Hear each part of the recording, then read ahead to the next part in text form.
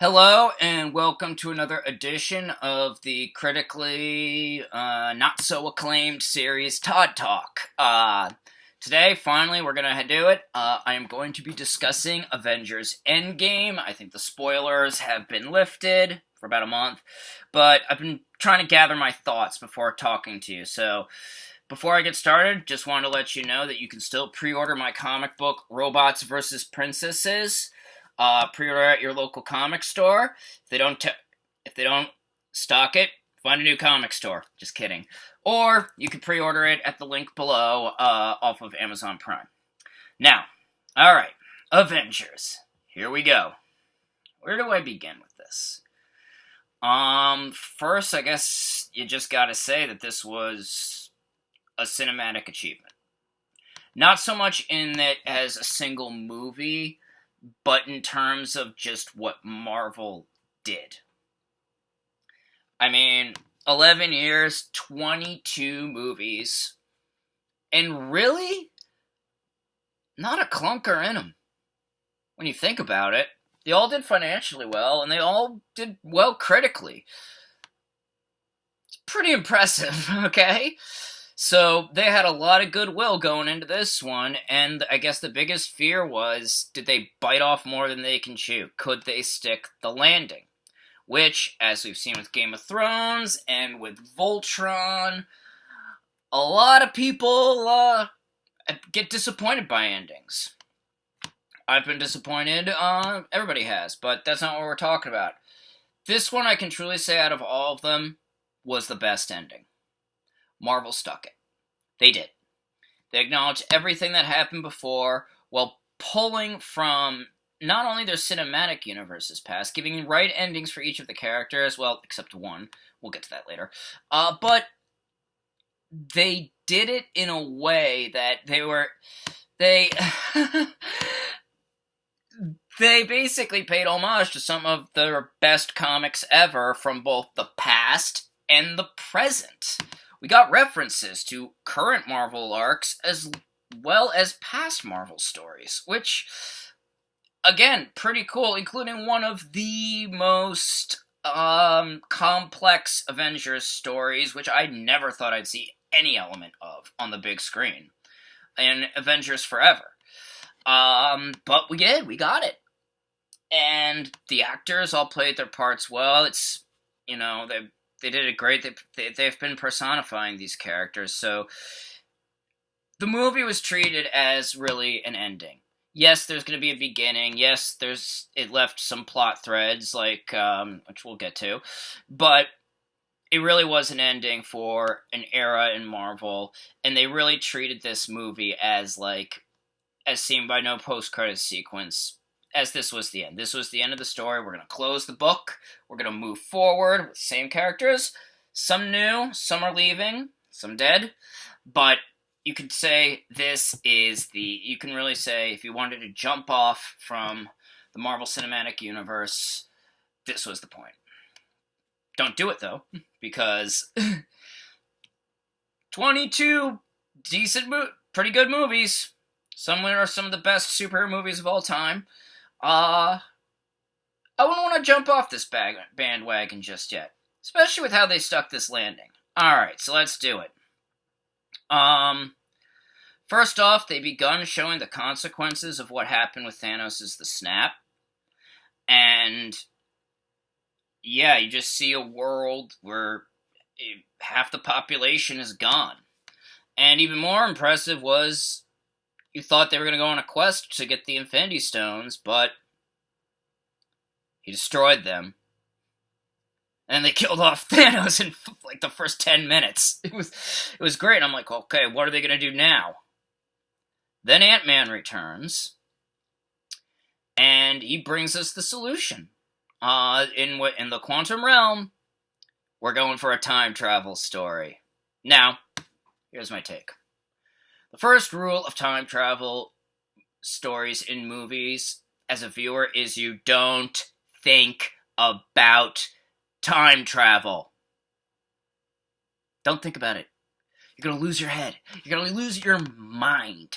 You're gonna be going this way and that, and you're like, well, what about if he went back in time and killed, like, his grandmother?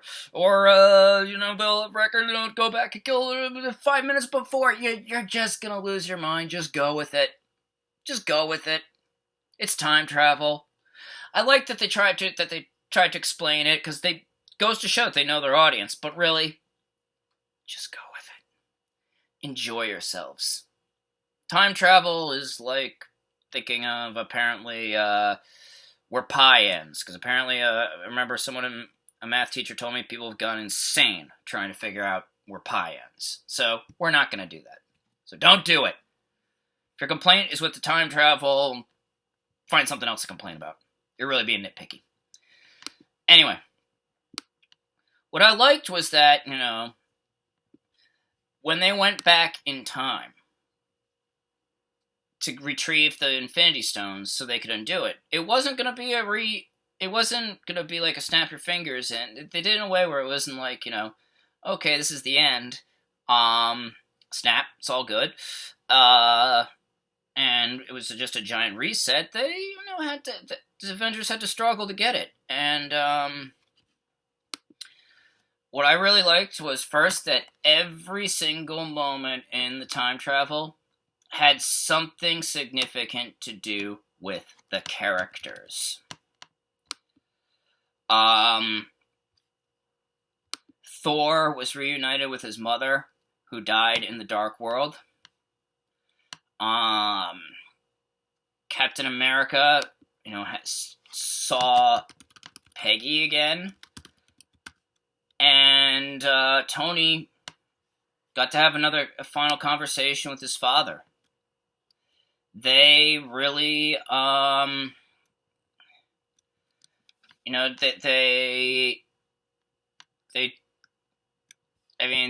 were some cool emotional moments, that I thought were really good, that I thought were, great, and they made the characters pause, and they brought in an element of danger. It was also fun watching Captain America go, and the others go back to the first movie, and, watching, first of all, Loki abscond with the Tesseract, and, Cap go and hail Hydra. I was just like, ooh, we're getting a Secret Empire reference already. I like that, and watching Cap versus Cap was just fun. I'm glad. I think, the only in those situations the older Cap had to win, because he's got more knowledge. They're probably a physical match, but he's got a couple more years on him, and a lot more of a cosmic background than just fighting off the alien army. Another thing that I liked was, that obviously then after that, was how they brought in, the whole idea of things in the past can be used to affect the future, which is very Avengers Forever. If you don't know what Avengers Forever is, it's basically this storyline where the Avengers are plucked from all throughout time. It's by Kurt Busiek, Roger Stern, and drawn by Carlos Pacheco. What happens is the Avengers are basically brought back from it's Avengers from different eras. So you have the Captain America after he was just thawed out from the ice. You get Hank Pym as Yellow Jacket and Giant Man, I believe. Bottom line is, and they're both together.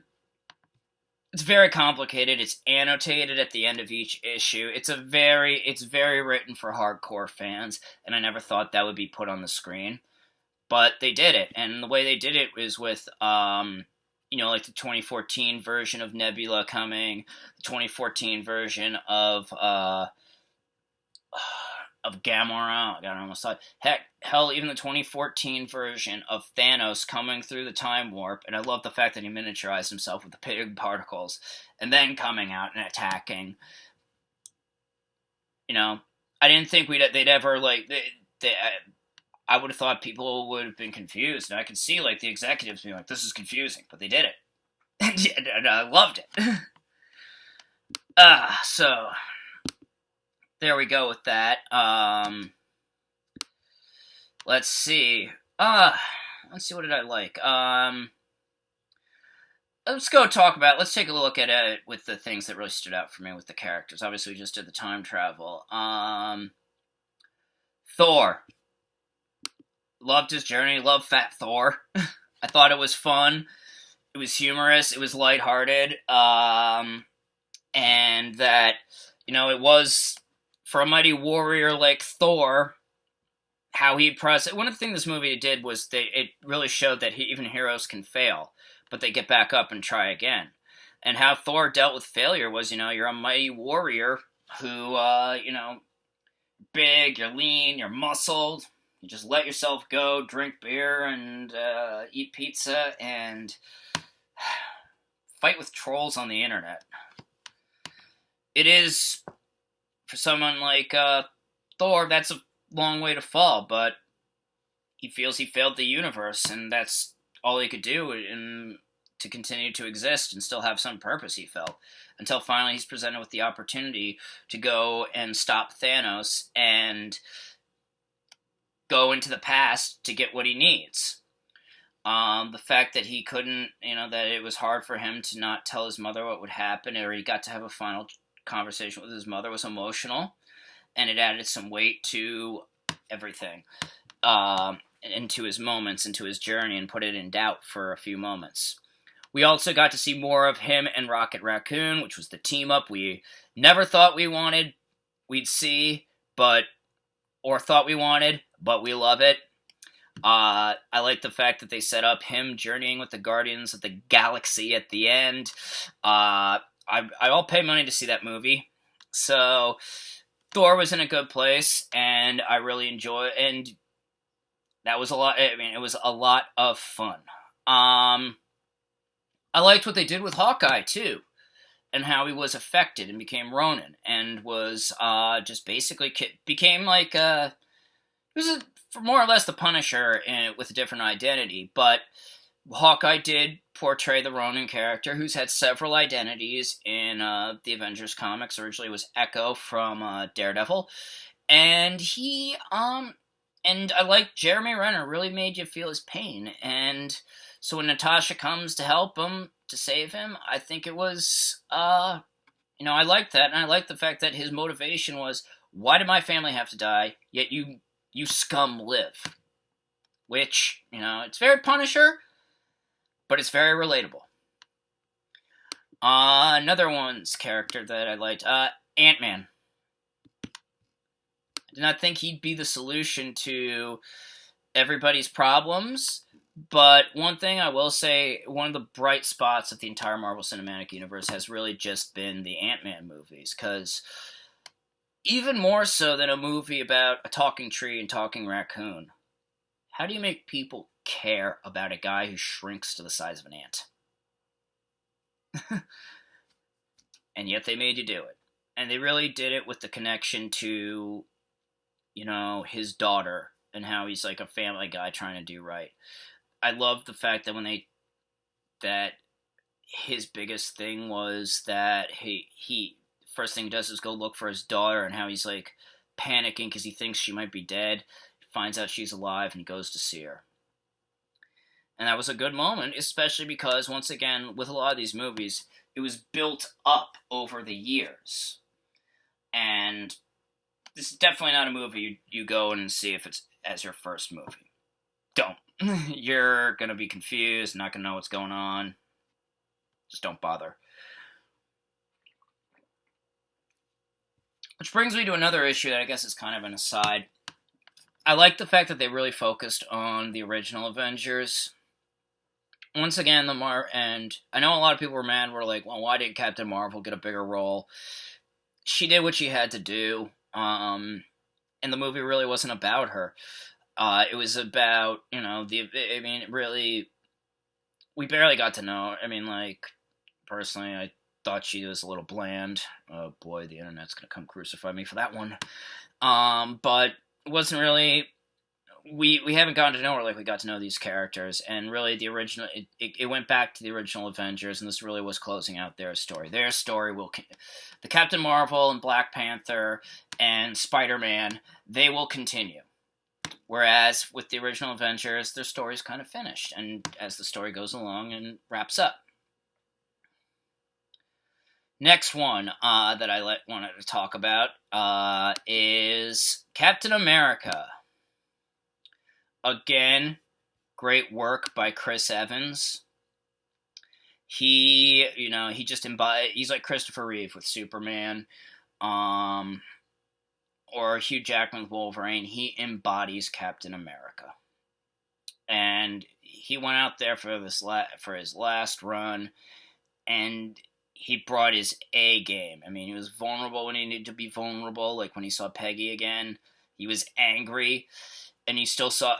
He kept the fighting spirit alive. He was just like, they forget, we don't. He was always looking for solutions to things. And finally, for all these years, we hear, Avengers Assemble! I've been waiting to hear that. Okay? It's catchphrase, it's a... I couldn't wait. And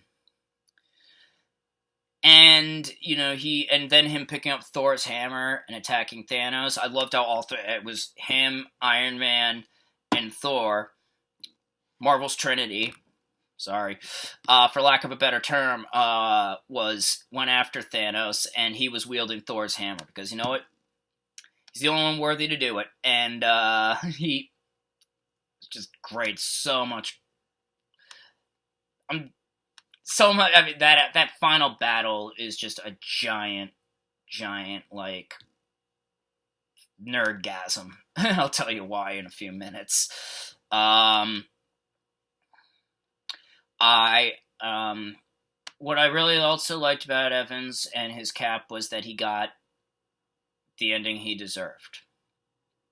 And it's kind of reminded me of the ending of The Ultimates 2, where you see Captain America in the past, and the final scene is of him just thumbing through, kissing his girlfriend on their last date. I can see how that would be an inspiration for when he was, finally having that dance with Peggy and being happy. And when he passed the shield on to Sam, he's a worthy successor. And that was also something that was in the modern comics. So once again, I like that a lot. It was a shout out to the current readers and a shout out to past readers. Now, let's get going on our next one.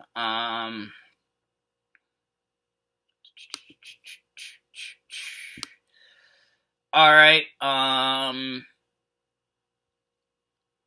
here was my problem. This is really the one flaw of the movie, and I think a lot of people will agree with me. Black Widow. Yeah, she,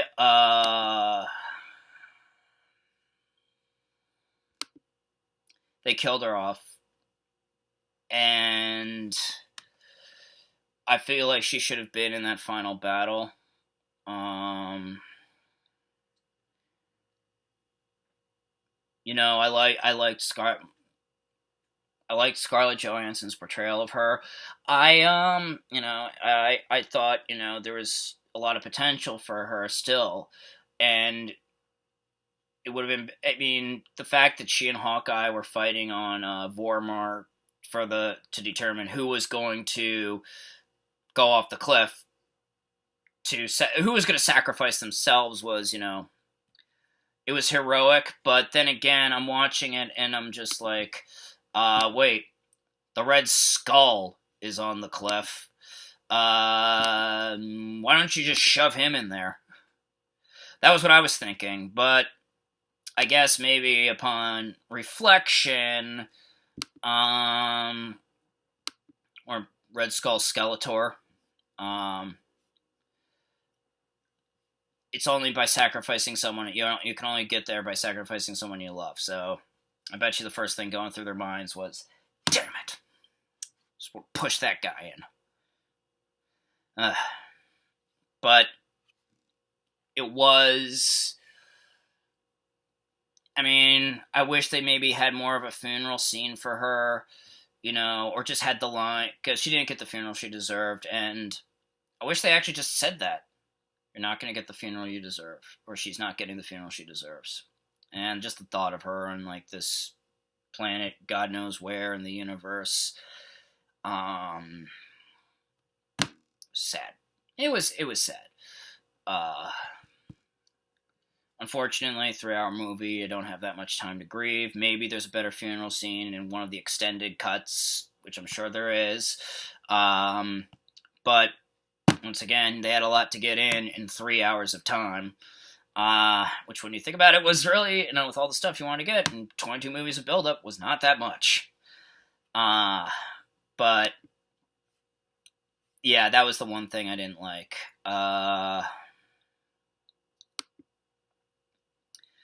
I guess that's all you really can say. I mean, you gotta move on. It was filmed already. Not much you can do. Moving now. Finally, the Hulk. I really liked the fact that they incorporated the Smart Hulk when he's still in, the green form from Peter David's run. Growing up, I remember that story where the three Hulks. It was the Gray Hulk who could only come out at night. From like Hulk #1, Hulk Smash Hulk, and then Bruce Banner and Doc Samson was able.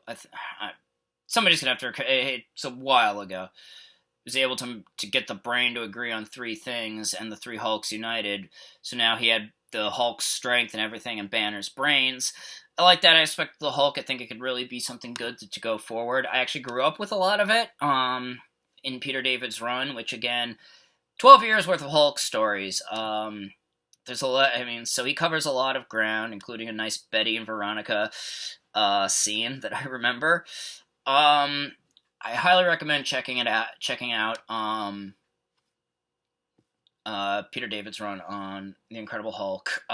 It really is worth it, along with Immortal Hulk, currently on sale from Marvel. Next one. All right. Let's talk about Iron Man. Yes, they killed him off, but it was a good way to bookend everything. And it was just a badass moment where Thanos is like, "I am inevitable. I am Iron Man." And he does his own snap. Or clench. One of the things I love about the Marvel Cinematic Universe was what... I'm going to rewind for a second. One of the things that helped make the Marvel Cinematic Universe what it was with its iconic portrayals of characters. And Robert Downey Jr. as Tony Stark is one of them. And, when they first announced it, I was like, given Robert Downey Jr.'s past, I was kind of like, it's typecasting. Well, not a bad idea. Then I saw that first trailer, and I was just like, whoa. The way he played Tony. The whole, he walked in there, and he brought swagger to Tony Stark. And that's really, I think, a lot of what made the Marvel Universe so successful was just the swagger of Tony. The calm, cocky, confident, genius who's flying around in a suit of armor that he made, who escaped from terrorists, who sleeps with any girl he wants. You wanted to be him. And I remember going to see Iron Man, the original Iron Man, with my friends that don't read comics, and they were just like, "Dude, Iron Man's cool." He was cool. You wanted to be him. Yeah, I did too. And I like also that he's that you got to watch him mature over the course of of these movies and how the events, changed him. He definitely got more serious in the post-Avengers movies. Certainly in Civil War. He was starting to in Iron Man 3. And definitely, he still had the same swagger, he still had the same cockiness, but he was a lot more measured and a lot more introspective. His guilt about going out there with Peter, the way he was mentoring Peter in Spider-Man, really showed that he was becoming a father figure. And in this movie, he actually was now a father. And it just showed, all the growth that happened over these movies to this one character. And I like the fact that he was worried. He didn't want to do it at first because he was afraid he was going to lose his daughter. And you're just like, whoa, is he going to lose her? And he was not going to do it unless there was going to be a way so that she could live. And he, seeing as how you didn't want him to lose his daughter, and I feel that was great motivation, but at the same time he was motivated by guilt for what happened to Peter. So it really gave him an internal conflict. I liked the moment when he was with his dad, and of course, just the all-out action that we got. When he sacrificed himself, I love the Easter egg that they brought back at his funeral with the original repulsor that Pepper put as proof that Tony Stark still has a heart. Once again, great work, though brief, by Gwyneth Paltrow. And it definitely did. His arc definitely marked the end of an era for Marvel. But he went out as a hero. He knew who he was in that moment, and it was glorious. All right. The final 20 minutes of this movie reminded me of the ending of Ultimates 2, where it was everybody that we had met in the Marvel Cinematic Universe, minus Black Widow, against the for all of Thanos' forces. You had the Wakandans. You had Doctor Strange and his crew. You had the Guardians of the Galaxy. And of course you had the Avengers, and they all came together as an army and just charged Thanos' Black Guard. We got so many great moments in there. God, where do we even begin? From Cap picking up Thor's hammer, Spider-Man swinging around, trying to get things to the van. The Return of Hope, A-Force, a modern reference to Marvel characters with all the female leads, including Pepper Potts' rescue. Great shout out to Matt Fraction's run. Saw Mantis again.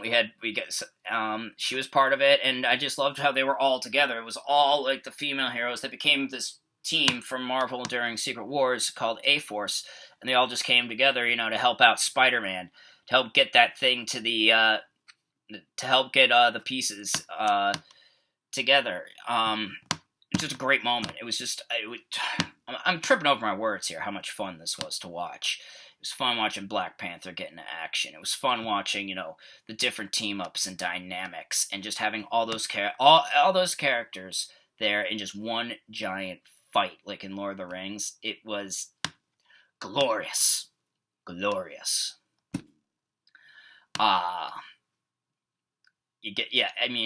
had to have loved it. It was the ultimate fanboy moment. It really was. It was well earned. And you know what? It was as long as it needed to be. I would have wanted it longer, but honestly, it was as long as it needed to be. And it was fun. Again, fun.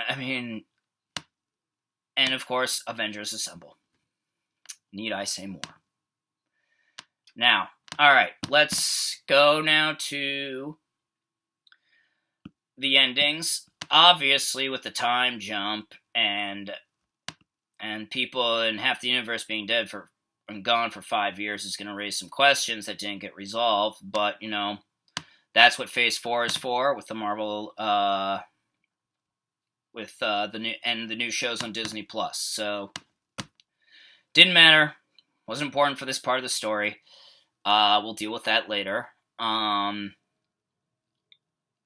Obviously, I mean, that was a big complaint I heard from people. But something I'm willing to forgive. I guess the big question now is, where does Marvel go from here? I've been thinking about that a bit. Because right now it seems like things are up in the air. I think Hemsworth says he wants to take a break from acting, but I really hope they can get him in there for Guardians of the Galaxy, because I would love to see that. Because I think he fits in with that crew, and the relationship they set up with him and Peter Quill I thought was already fun and was going to make for a great dynamic. A lot of people, have been talking about who's going to be the anchor right now, and I guess basically we'll find out more at the end of Spider-Man Far From Home, but it's looking like, who's going to be the heart? A lot of people want it to be Captain Marvel, and I'm honestly going to say that I don't think that should be. They should build everything around her. Sorry.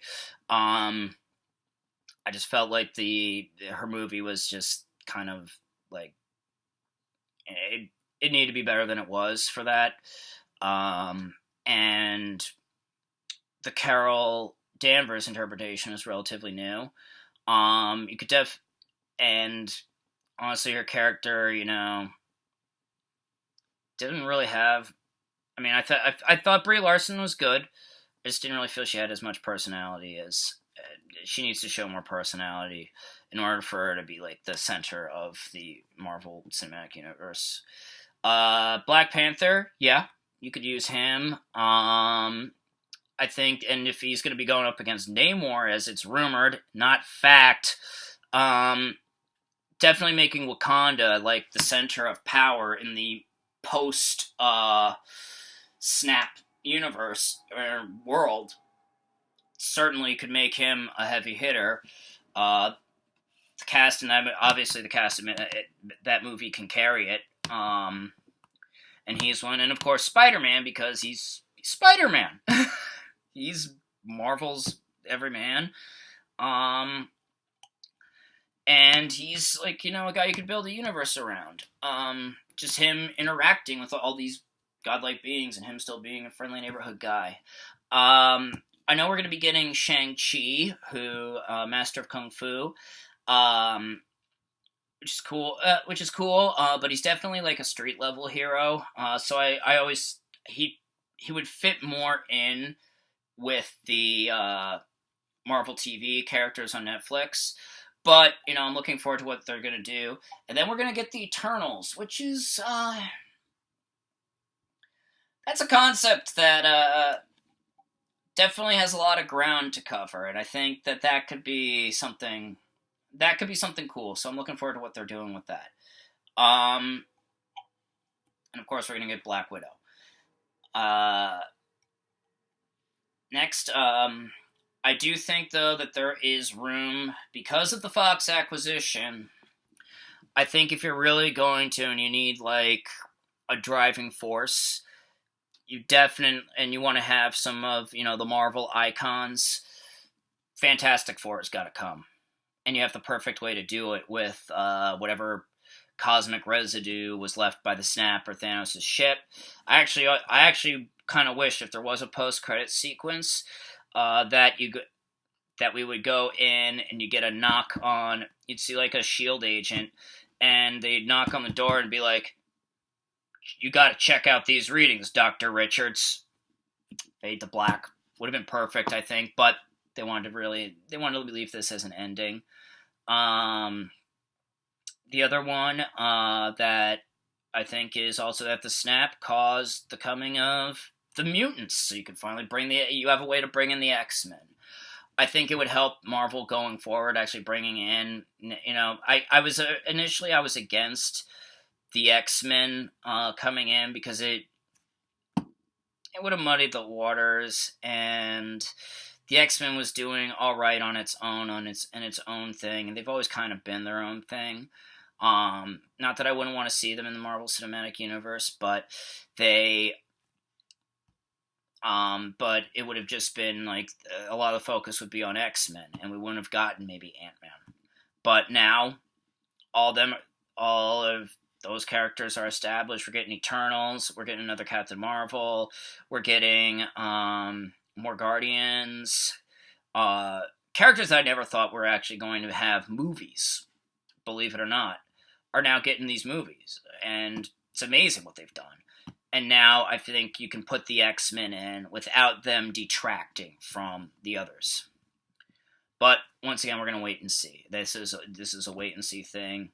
It's definitely unknown, but it's definitely going to be something exciting, I think, for Marvel and the future going forward. I guess that's it. I don't know. I mean, I'll probably think of things to say that I didn't get a chance to say. I hope you enjoyed this.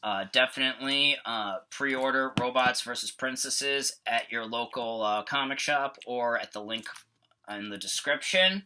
When you're at your local comic shop, I highly recommend several Avengers stories if you like this. Obviously, the Ultimates and Ultimates 2, which actually form the blueprint for the modern Avengers. Obviously, Infinity Gauntlet and Infinity War. The Kree-Skrull War. Ooh, Kree-Skrull War! That could be the anchor for Phase 4 in the next big story. That, or if you bring in Fantastic Four Galactus. Kree-Skrull War. It's basically the Kree army and the Skrull army, which actually, you know what? That's how you could build things around Captain Marvel. Their armies with Earth as the battleground. Perfect. It was a perfect thing you can build to. And do Secret Invasion, another Marvel storyline. Alright, Secret Invasion. You can pick up that trade paperback at your local comic store. Obviously, you can get Edward Baker and Steve Eptings and several others. Captain America, which I highly recommend. It's actually one of my favorite comics.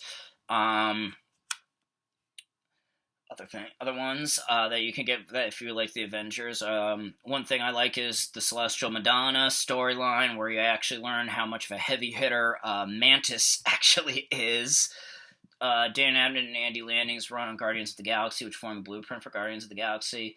And Avengers vs. Thanos, where actually you get a good primer of Jim Starlin's great Thanos stories from the 70s, where with the character and his origins. So I recommend that. And Matt Fraction's Iron Man run. Definitely, if you can go there, go to your comic store, find these stories in trade paperback, pick up Matt Fraction's Iron Man run. It really is a perfect companion to the movies. Alright, that's all for now. I hope you enjoyed this edition of Todd Talk. Until next time, myself and Sharkticon will see you later.